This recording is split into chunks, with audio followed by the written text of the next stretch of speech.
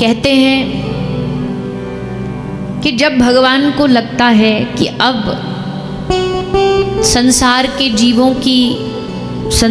जीवों को मेरी बहुत ज़्यादा आवश्यकता है,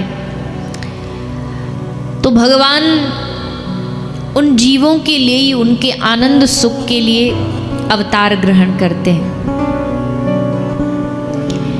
क्योंकि भगवान का और जीव का बहुत पुराना नाता है। जीव और ईश्वर, जीव और भगवान अलग नहीं है। जैसे एक सोना, एक व्यक्ति की अंगूठी खो गई तो वो एक साधु के पास गया। साधु से पूछा कि महाराज जी, सुना है संतों को सब पता होता है, तो क्या आप बता सकते कि आपको पता होगा कि मेरी अंगूठी चोर चुरा ले गया, या कहीं किसी बैग में पड़ी है, या किसी की जेब पॉकेट में पड़ी है, या कहीं गड्ढे तालाब में पड़ी है, कुछ पता है आपको? तो महात्मा जी थोड़े सिद्ध थे और उत्तर भी एकदम अद्भुत देते थे। तो महात्मा जी ने कहा मुझे पता है। बड़ा खुश हो गया कि पक्का आपको पता? बोले हाँ मुझे पता है, और मुझे जो पता है वो ज्ञान ब्रह्म ज्ञान है। क्योंकि मुझे जो पता है वो संसारिक बात नहीं है, वो परम ब्रह्म ज्ञान है। तो पूछ रहा है कि अंगूठी खो गई है, कहाँ होगी? तो मुझे जो पता है वो ब्रह्म ज्ञान ये है कि जहां भी अंगूठी होगी सोने में होगी। जहां भी अंगूठी होगी सोने में ही होगी, सोने से अलग नहीं होगी, ये मुझे पक्का पता है। ये मेरा ब्रह्म ज्ञान है। ब्रह्म ज्ञान ये कहता है कि सोने से अंगूठी अलग नहीं हो सकती। कोई भी आभूषण आप बनाओ, अंगूठी नाम रूप है, अंगूठी के नाम रूप ने सोने को ढक दिया है, पर है वो सोना ही है, वो स्वर नहीं। अंगूठी जब नहीं थी तो वो उससे पहले क्या थी? क्या थी? सोना थी। और वो जब अंगूठी मिटेगी भी तो मिटने के बाद भी क्या बनेगी? सोना बनी। इसलिए सोने में थी, सोने में है और सोने में रहेगी। कोई भी आप फर्नीचर बनाओ, आप कह दो उसको बेड, आप कह दो उसको सोफा, आप कह दो उसको कुर्सी, लेकिन वो बनी किससे? लकड़ी से बनी है, लकड़ी में बनी है। तो वैसे ही ब्रह्म ज्ञान ये कहता है कि संसार जो है ये किस में समाया है? ये भगवान में ही समाया है, भगवान से ही बना है। जीव कहाँ से बना है? जीव भी भगवान से ही बना है, और अंत में जाकर के जीव मिलेगा भी उन्हीं में। नदी कहाँ जाएगी? अंत में जाकर के नदी समुद्र में ही तो मिलेगी। अंतिम में नदी का लक्ष्य सागर ही तो है। उसी से मिलने के लिए दुनिया की सारी नदी दौड़े जा रही हैं, बही जा रही, भागे जा रही हैं। तो जीव का भी अंतिम लक्ष्य जो है वो भगवान के चरणों में ही मिल जाना है। इसलिए ये जीव बार बार जन्म लेता है। वो अलग बात है कि माया के पर्दे के कारण ये अपना लक्ष्य नहीं समझ पाता है। बह तो रहा है पर ये नहीं पता क्यों बह रहा है।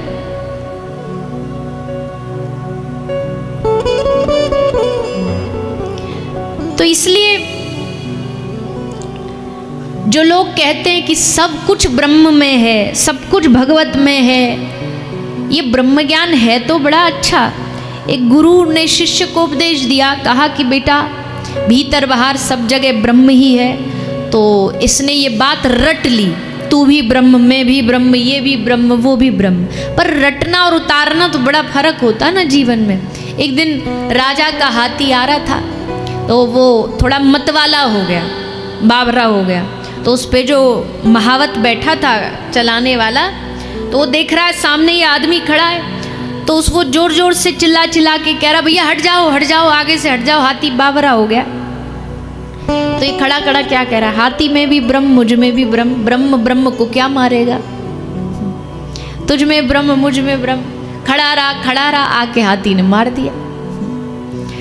दिया। तो गुस्सा में रोता रोता गुरुजी के पास में, गुरुजी आपका ज्ञान झूठा है, क्यों आपने कहा तुझ में भी ब्रह्म मुझ में भी ब्रह्म, हमने ब्रह्म देखा, देखो क्या हालत हो गई हमारी, तो ये तो ज्ञान आपका गड़बड़ है।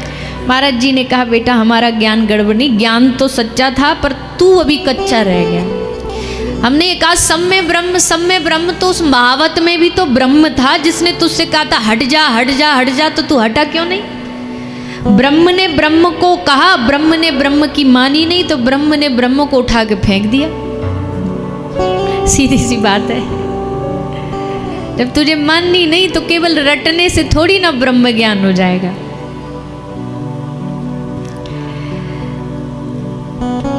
तो कहने का भाव है कि जीव जो है उसका अंतिम लक्ष्य जीवन तब तक चलता रहेगा, जन्मांतरों तक चलता रहेगा, जब तक जीव जा करके अपने निज धाम में, अपने निज प्रभु के चरणों में न समाहित हो जाए। अब बात करते कृष्ण लीला की, जो आज का मूल विषय है, जो आज का मुख्य विषय है, कृष्ण कथा, कृष्ण लीला। अच्छा एक बात बताओ, हम आगे कथा चालू करें कथा प्रसंग पे, पर उससे पहले हम थोड़ा सा जांच लें कि आप सब कितने ब्रह्मज्ञानी हैं। तो कृष्ण कथा आज से 5000 साल पहले हुई थी। अब 5000 साल पहले हुई थी या अभी भी चल रही है, इन दोनों में से कौन सी बात सत्य है? हाँ चल रही है, बड़े ब्रह्मज्ञानी है। क्या चल रही है बताओ? ब्रज वाली तो है ही है, वो तो पक्की वाली है कि वहां तो चलती ही है, नित्य ठाकुर जी की लीला चलती है। पर लोग समझते कि 5000 साल पहले भगवान आए, उन्होंने लीला करी, उन लीलाओं को आज हम सुन रहे हैं, पर वो लीला करके ठाकुर जी अपने धाम चले गए।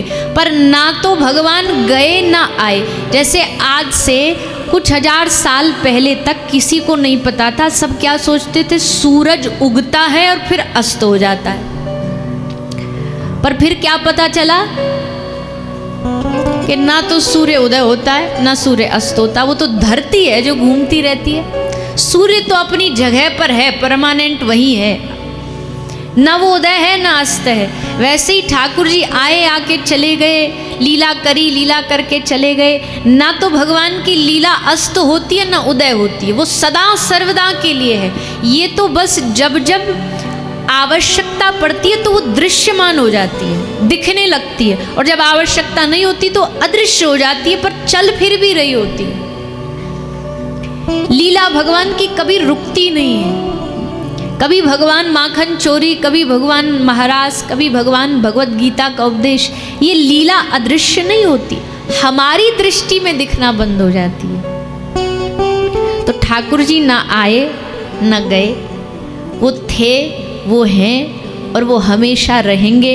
उनकी लीला थी, उनकी लीला है और उनकी लीला हमेशा रहेगी। और उनकी लीला है, इसी बात का प्रमाण है भैया कि देखो इस भारत भूमि में इतने भगवान की कथाएं होती हैं, इतने भगवान की कथा कहने वाले प्रवक्ता वक्ता हैं। अभी हमको किसी ने वो भेजी, फोटो भेजी, हमारे वृंदावन के 4-5 वक्ता तो फिलहाल बम्बई में ही हैं, सब यही कथा बाँच रहे हैं, सब ठंडी ठंडी बच के आ गए यहाँ बम्बई में कि इधर चलो, क्योंकि हमारे वृंदावन में तो मरा ठंडी, हमारे ब्रज में कहते हैं कि हड्डी तोड़ ठंड है ऐसी वाली ठंड है, चेहरा ना दिखाई दे। यहाँ तो देखो कैसे बढ़िया सुकून से बैठे हो, उल्टा गर्मी और लगती है, पंखा एसी और चलवा रखे हैं।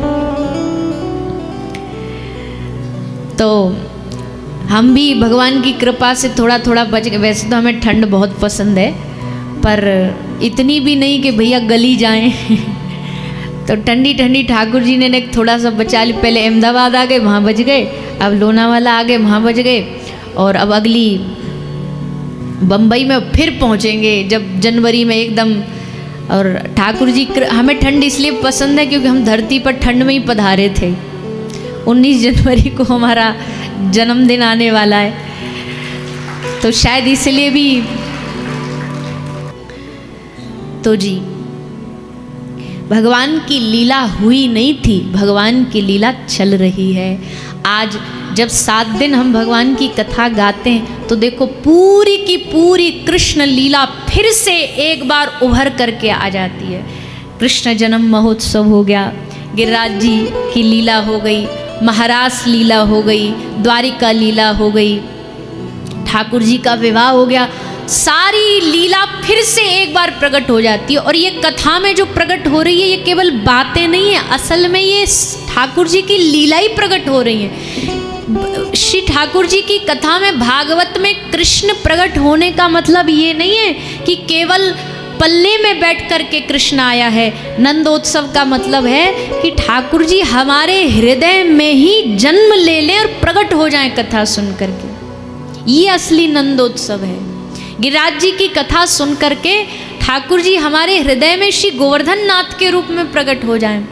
रास लीला सुन करके रास बिहारी हमारे हृदय में प्रकट हो जाए। कथा इसलिए सुनाई जाती है, ठाकुर जी को हृदय में प्रकट करना है, और वो हृदय में ऑलरेडी है ठाकुर हृदय में। हम ढूंढ रहे हैं दुनिया में, नदियों में ढूंढा, तालाबों में ढूंढा, पहाड़ों में ढूंढा, तीर्थों में ढूंढा, गलियों में ढूंढा, जमाने भर में ढूंढा। ठाकुर जी ने कहा कि दुनिया में जहाँ जहाँ ढूंढेगा उससे अच्छा इसके हृदय में जाके छुप जाता हूँ। ठाकुर जी हृदय में छुप गए। अब ढूंढो, भगवान कहीं इधर उधर नहीं हुए।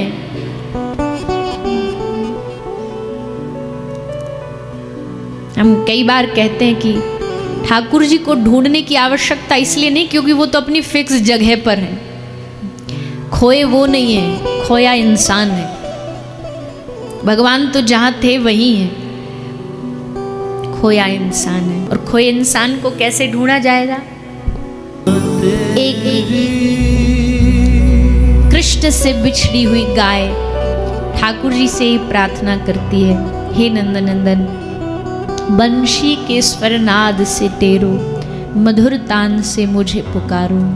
आपकी बांसुरी की धुन जहाँ भी दुनिया में सुनाई देगी ना, मैं भागी चली आऊँगी। जीव कहता है मैं सब त्याग करके आपके पास दौड़ा चला आऊँगा, पर एक बार इशारा तो दो, एक बार सहारा तो दो, एक बार पुकारो तो मुझे, ताकि मैं समझ जाऊं कि यहाँ बैठा हुआ मेरा गोविंद मुझे पुकार रहा है।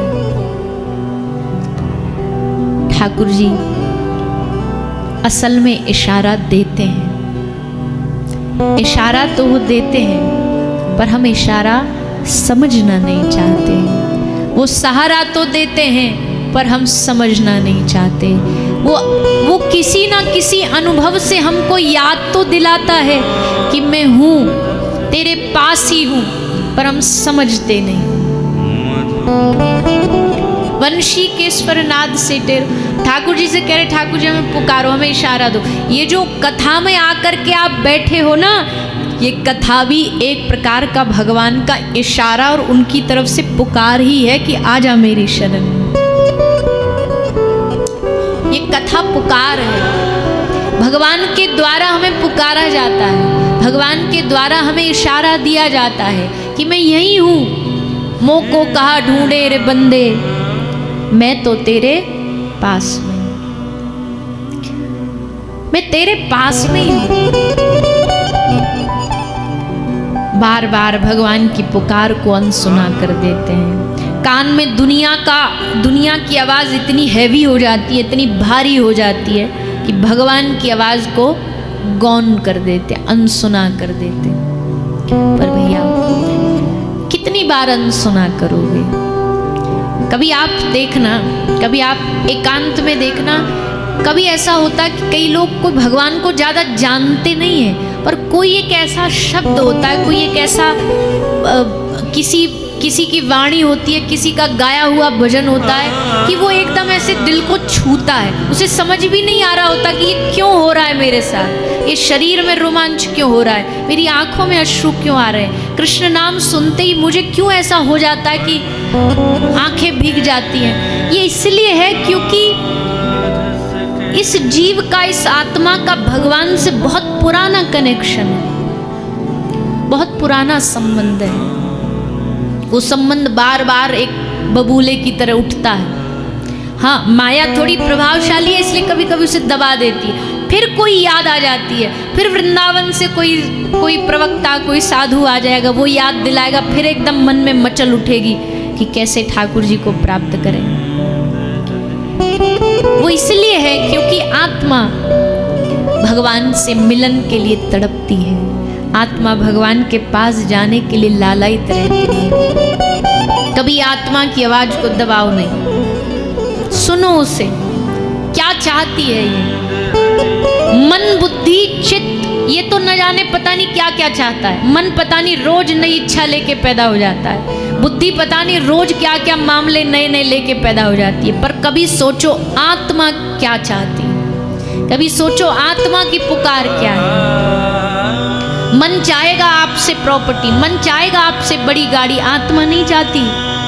आत्मा को इससे कोई लेना देना नहीं है। आत्मा चाहती है कि तुम थोड़ी देर ठहर करके, तुम थोड़ी देर बैठ करके हरि शरणम हरि शरणम हरि शरणम ही केवलम, थोड़ी देर बैठ करके तुम ठाकुर जी की शरणागत होकर के उनका नाम स्मरण करो। और कभी जीवन में एक बार भी भगवान को याद करके अगर आपकी आंखें भीग गई हो ना, तो पक्का मान लेना कि ठाकुर जी और आपका रिश्ता भगवान ने स्वीकार कर लिया है। अब उस स्वीकार रिश्ते को बस मजबूत करिए। पहले दिन ही कोई पति पत्नी जो नया संबंध जुड़ता है, पहले दिन ही प्रेम नहीं हो जाता है।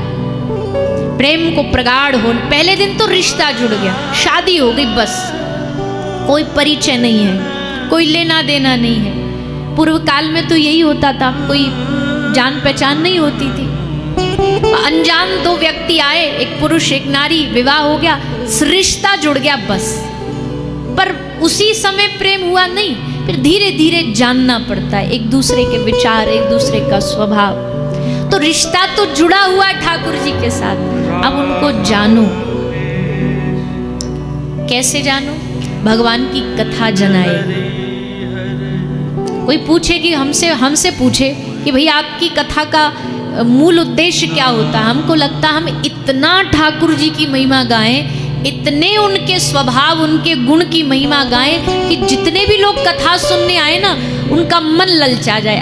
आए हाय, रिश्ता जोड़ेंगे तो इनसे ही जोड़ेंगे। कोई आपको पता लग जाए कि फलाना फलाना आदमी इतना धनवान, इतना गुणवान, इतना शीलवान, इतना धैर्यवान, ये सबरे गुण एक में मिलते, और अगर मिल जाएं तो फिर देर नहीं करना चाहिए, चट मंगनी पट ब्याह। जब सारे गुण भागवत ने बता दिए कि एक ही में सारे गुण हैं, कृष्ण में सारे गुण समाये हुए हैं, शील भी है, धैर्य भी है, आनंद भी है, मुस्कुराहट भी है, नाचना भी है, गाना भी है, रोना भी है, हंसना भी है, क्या नहीं है कृष्ण में। इसलिए तो कृष्ण को पूर्ण अवतार कहा गया, पूर्ण पुरुषोत्तम कहा गया। इनके ये नाचने पे आए तो इनके जैसा कोई नाच ना सका। कितनी 300 करोड़ गोपियों को साथ लेकर के नाचे महाराज। ये चोरी करने पर आए तो इनसे ज्यादा कोई बड़ा चोर न बन पाया, कि जिसने वस्तु तो छोड़ो यहां तक कि दिल को भी चुराना शुरू कर दिया। ये वैरागी बनने पर आए तो इनसे बड़ा कोई वैरागी नहीं।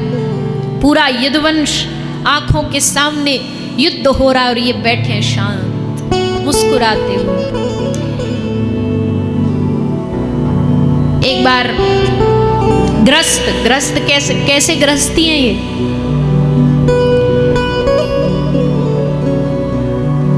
एक एक बार दुर्वासा ऋषि ब्रज में आए। ब्रज की गोपियों ने कहा कि चलो साधु आया है, बाबा जी आयो, कोई चलो दर्शन कराएं दुर्वासा ऋषि के। तो सब गोपियां यमुना जी पे पहुंची। यमुना पार दुर्वासा ऋषि रुके हुए थे, तो अब यमुना जी पार करके सबको जाना था। नदी यमुना जी में बड़ा उफान चल रहा था, नाव कोई थी नहीं। बाबा जी के दर्शन के लिए सबने भोजन पानी घर से बना के लाई थी। अब कैसे जाएं, नदी पार कैसे करें? तो वहीं श्याम सुंदर खड़े थे। गोपी ने कहा कि श्याम सुंदर, बड़ी दुविधा है, नाव भी नहीं है, या नाव कैसे नदी पार करें? ठाकुर जी ने कहा एक काम करो, यमुना मैया को बोलो, अगर कृष्ण इस दुनिया का सबसे बड़ा ब्रह्मचारी है तो हे यमुना मैया हमें रास्ता दे दो।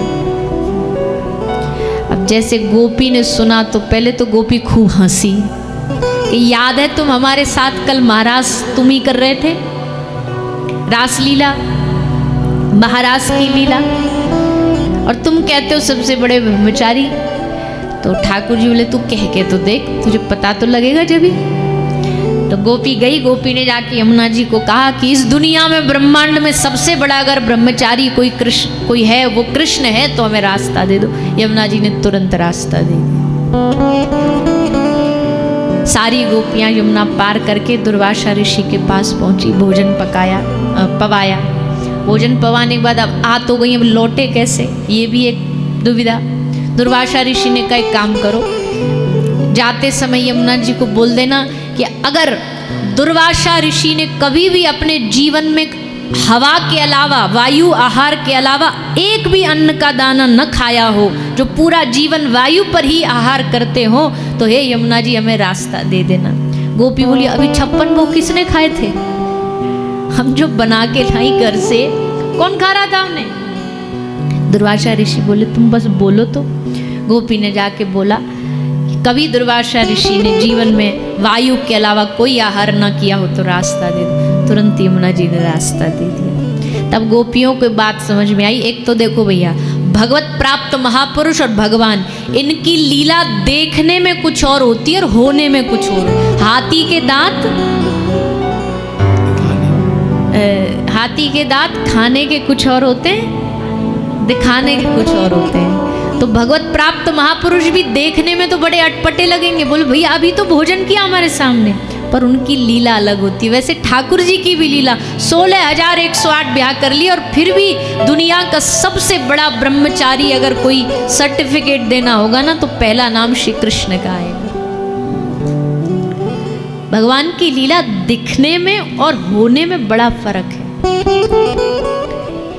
अच्छा, हमको कैसे समझ आएगा भैया, हम तो साधारण जगत के लोग हैं, हमें कैसे पता लगेगा दिखने वाली कौन सी और होने वाली लीला कौन सी है? इसके लिए किसी संत का आश्रय लेना पड़ेगा, वो तुम्हें अंतर समझाएगा। क्या है अंतर? कृष्ण कथा को बिना किसी साधु के अगर सुनोगे समझोगे ना, तो कृष्ण कथा बड़ी टेढ़ी है, कृष्ण लीला बड़ी टेढ़ी है। तो उसी कृष्ण कथा को श्री सुखदेव जी महाराज का आश्रय लेकर के राजा परीक्षित श्रवण पान कर रहे हैं।